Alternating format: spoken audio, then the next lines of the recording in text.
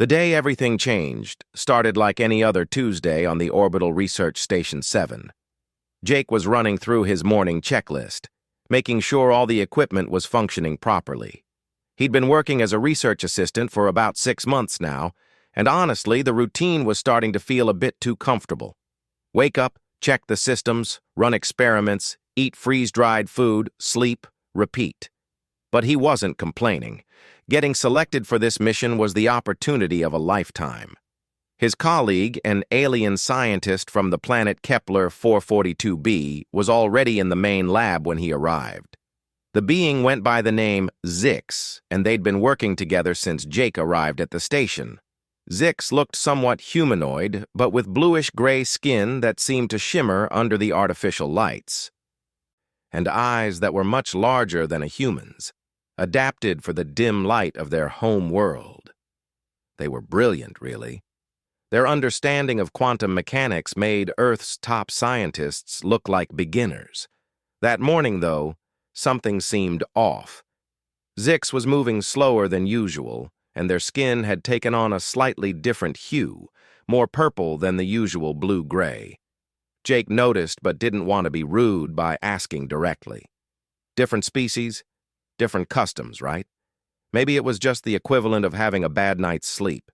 They worked together for a few hours, analyzing data from their latest experiment on crystal formation in zero gravity.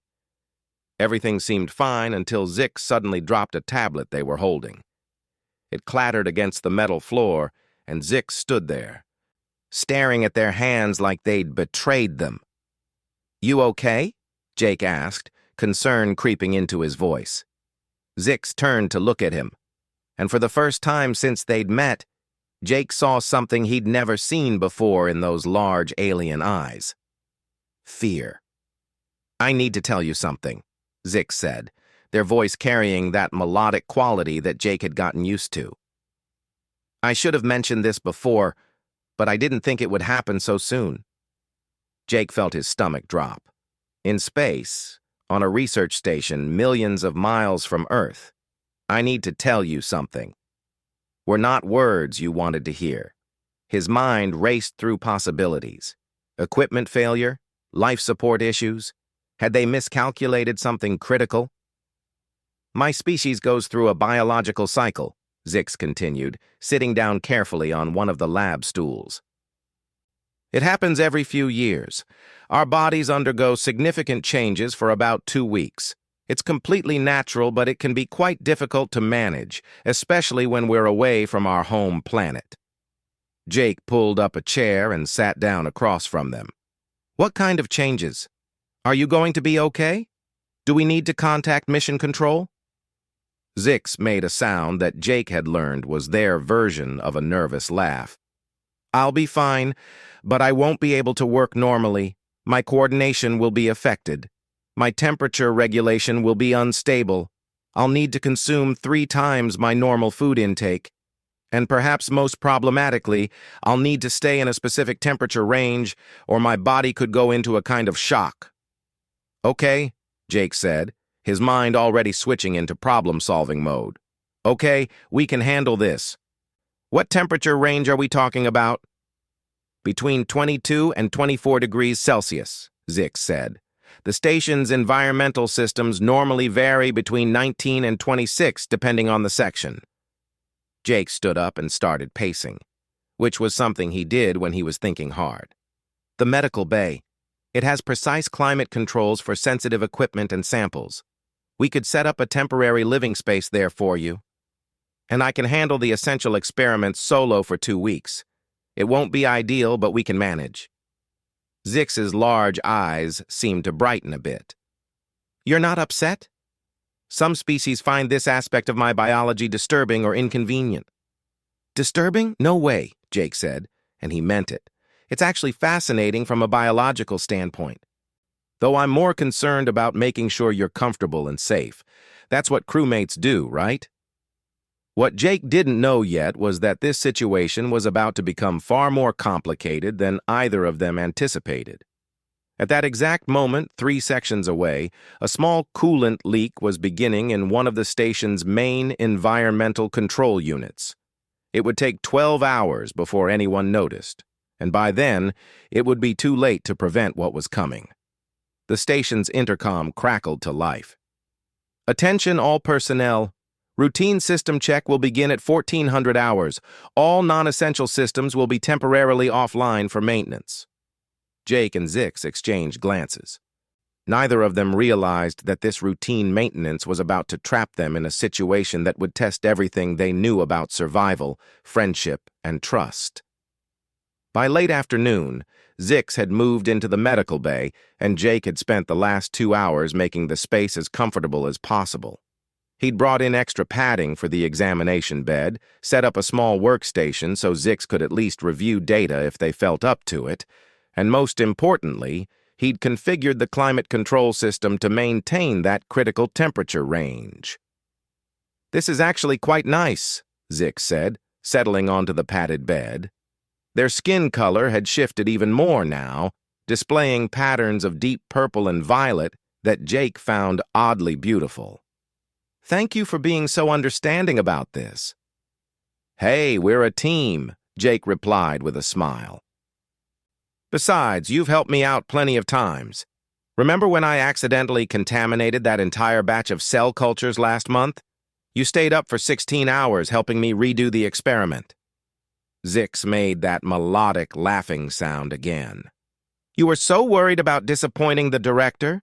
Your face turned that interesting red color humans do when they're stressed?"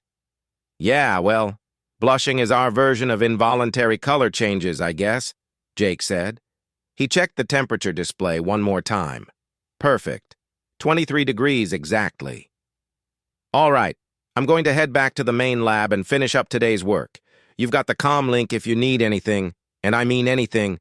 Don't try to tough it out if something's wrong." "Understood," Zix said, already looking more relaxed now that they were in the controlled environment. Jake left the medical bay and made his way through the station's corridors. The station wasn't huge, maybe the size of a large house back on Earth, but it was home. He passed by the common area where another researcher, Chen, was eating dinner and watching something on a tablet. "Hey, Jake," Chen called out. "You seen the maintenance schedule? They're doing some major work on the environmental systems tonight." "Yeah, I saw the notice," Jake replied, stopping in the doorway. "Should just be routine stuff, right?" "That's what they said. Although between you and me, routine maintenance that requires shutting down non-essential systems always makes me nervous.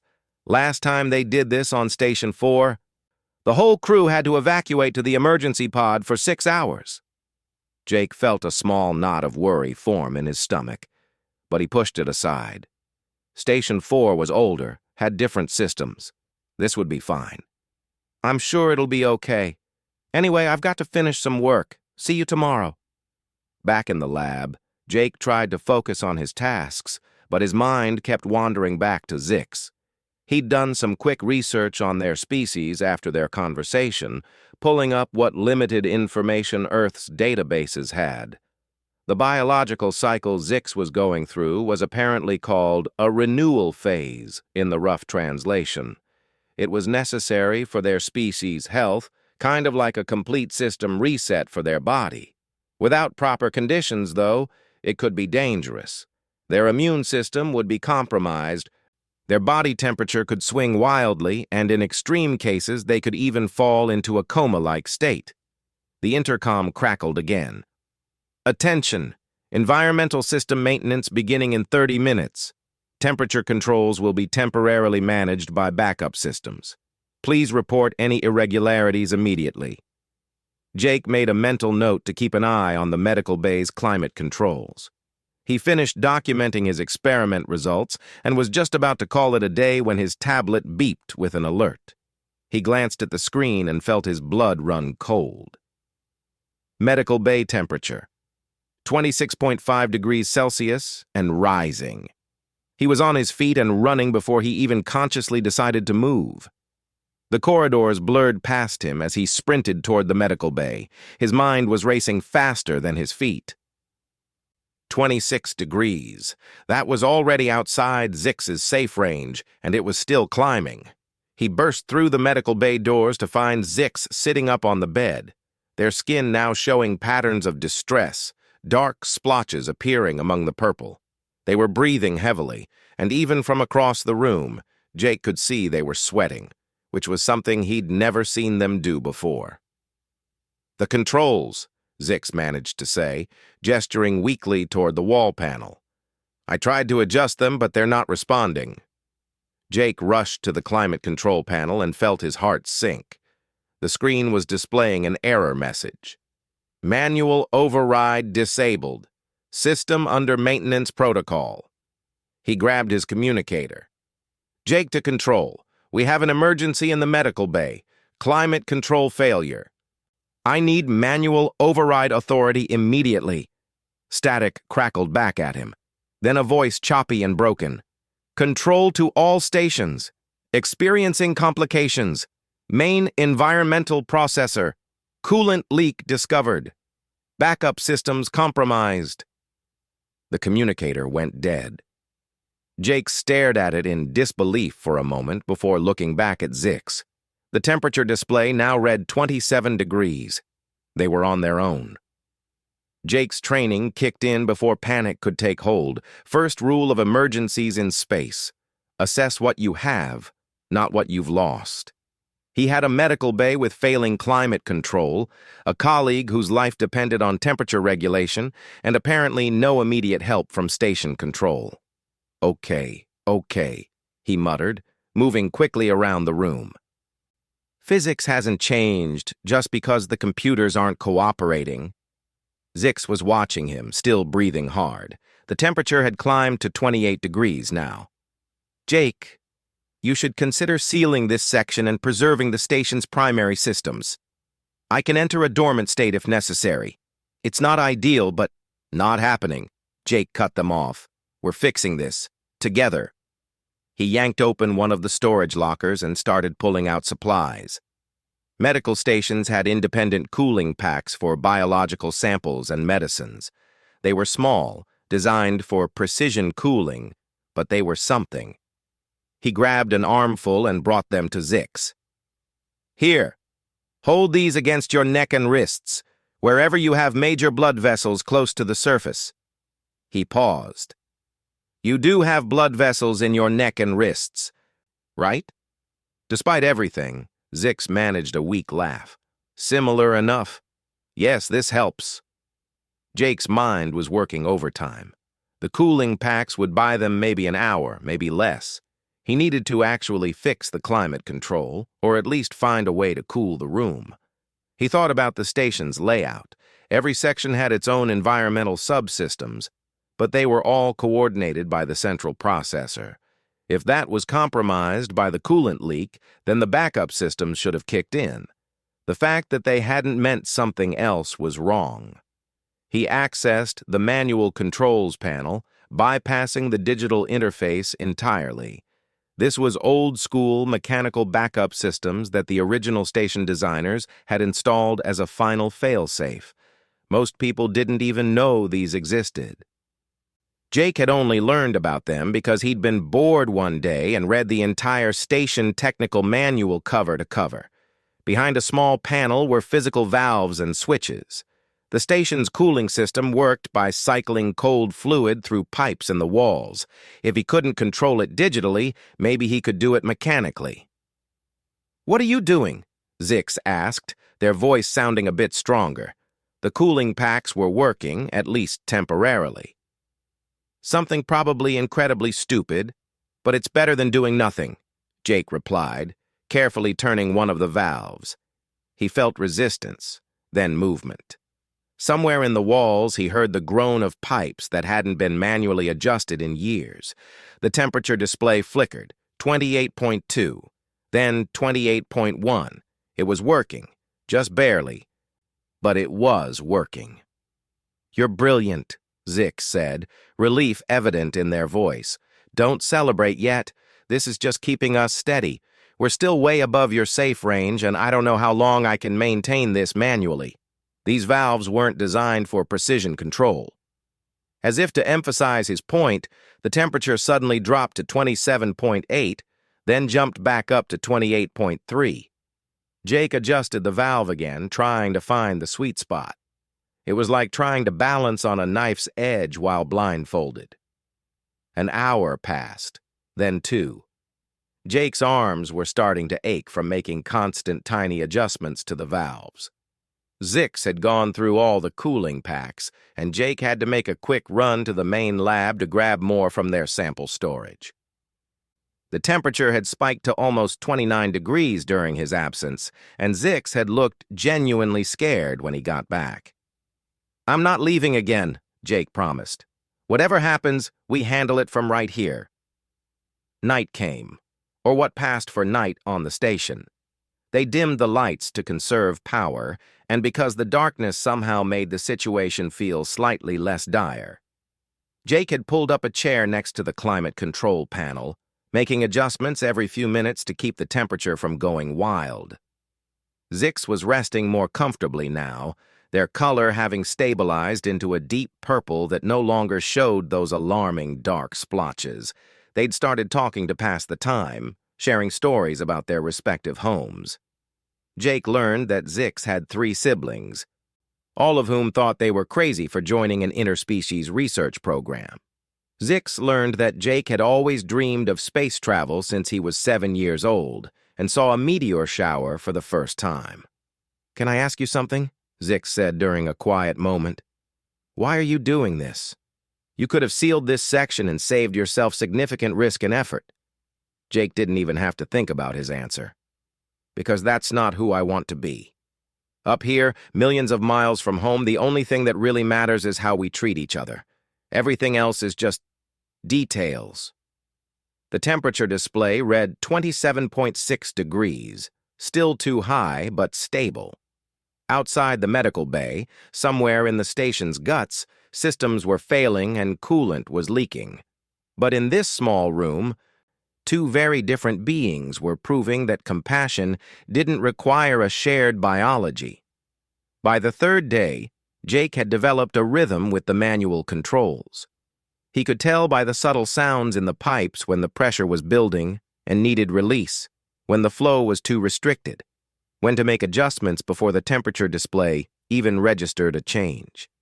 It was exhausting, but he'd gotten pretty good at it. The station's communication systems had come back online intermittently.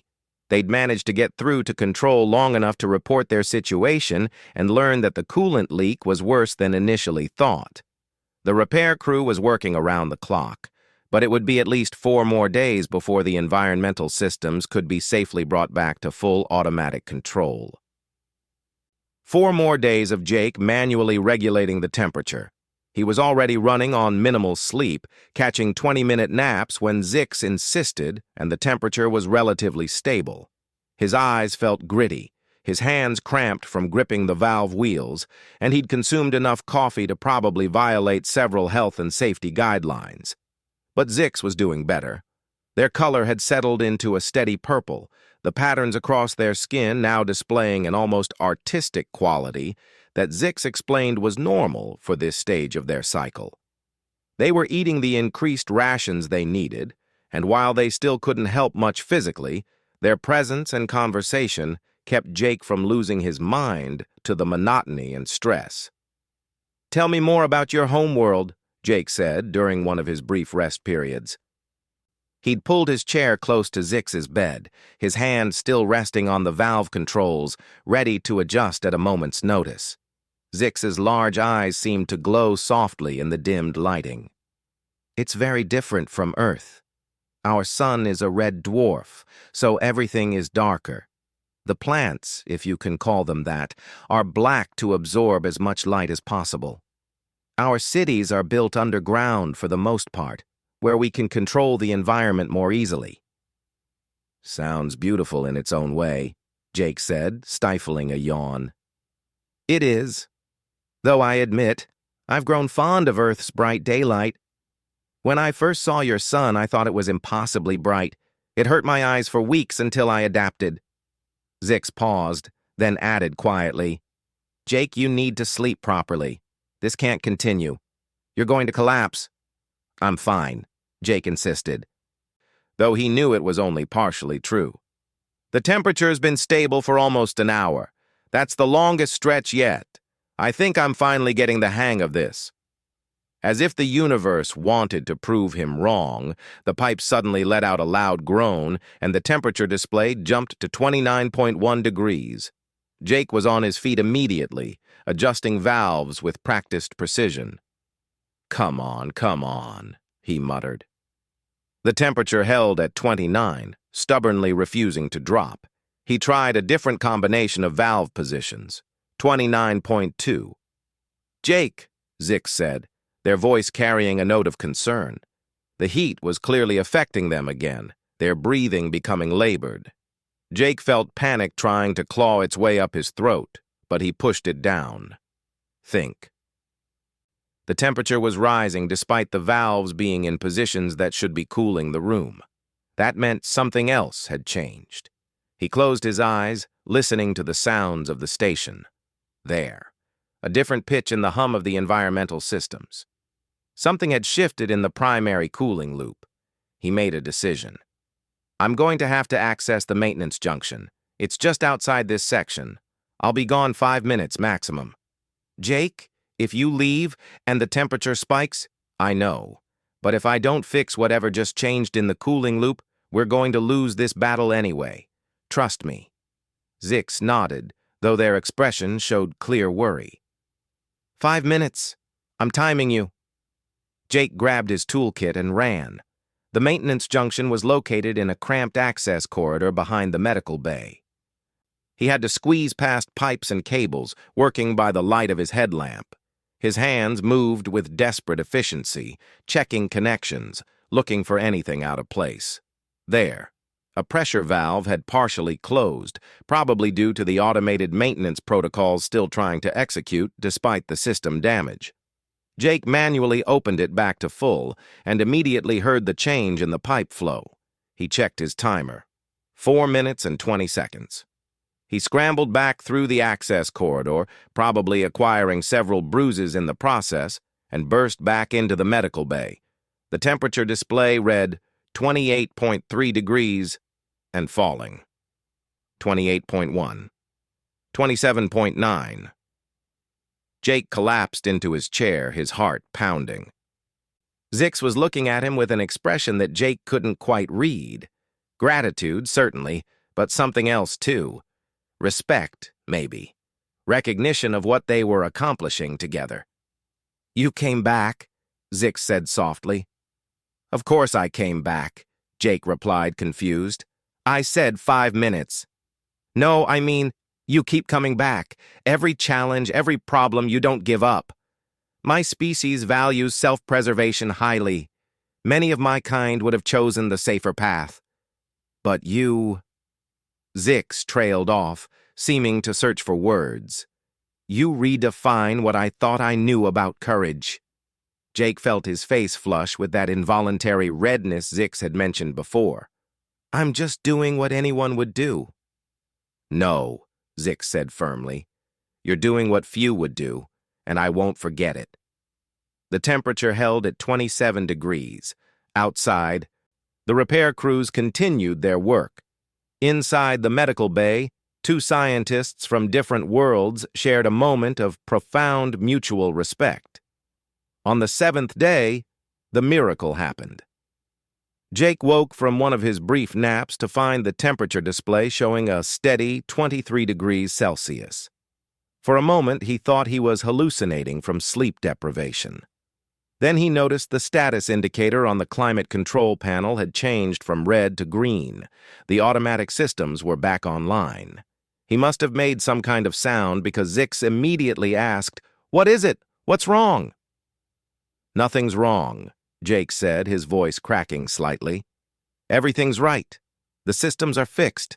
You're going to be okay." The relief that washed over him was so intense it was almost painful. For 7 days, he'd been holding himself together through sheer willpower, not letting himself fully acknowledge how scared he'd been. Now, with the danger past, he felt all of that tension release at once. His hands were shaking as he checked and rechecked the controls. Yes, the automatic climate regulation was functioning perfectly. The temperature was stable. The pressure in the cooling lines was normal. They'd made it. "Jake," Zix said gently, "you can rest now." And just like that, the exhaustion hit him like a physical force. The chair he'd been living in for a week had never felt so comfortable. He vaguely heard Zix calling control to report that they were stable, heard the distant sound of celebration from other parts of the station. The crew had been worried about them, apparently. The whole station had been following their situation. When Jake woke up again, proper daylight was streaming through the medical bay windows, the station's artificial sun schedule having reset to normal. He blinked, disoriented. How long had he been asleep? 14 hours, Zix answered, as if reading his mind. They were sitting up in bed, looking remarkably better. Their skin had returned to its normal blue-gray color, and they were moving with their usual grace and coordination. "The medical systems confirm I've completed the critical phase of my cycle. I'll be back to full capacity within another day or two." Jake sat up, his muscles protesting every movement. He felt like he'd been run over by a truck, but in a good way. The way you feel after accomplishing something genuinely difficult. "We did it," he said, still hardly believing it. "You did it," Zix corrected. "I was merely the patient. You were the one who refused to accept failure." Over the next few hours, as Jake finally got a proper meal and shower, other crew members stopped by to check on them. Chen brought extra food rations. The station director personally called to commend Jake's quick thinking and determination. It felt surreal, like coming back to the world after being in a bubble.